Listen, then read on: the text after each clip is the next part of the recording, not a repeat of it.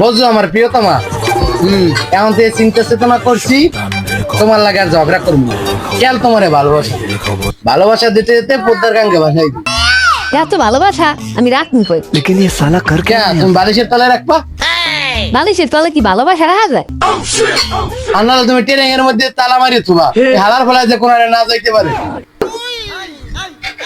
हे प्रभु কেন তরকারির মধ্যে নুন দাও নাই? বোন নাকি ভালোবাসা থাকলে আবার তরকারি দেবো বন্ধু। লবণ ছাড়া তরকারি খায় কোন হালায়? তোর জন্ম দিছে কোন হালায়? ওই হালার কোয়ালে আমি লাগছি। বাবাজি রে আসো কেমন?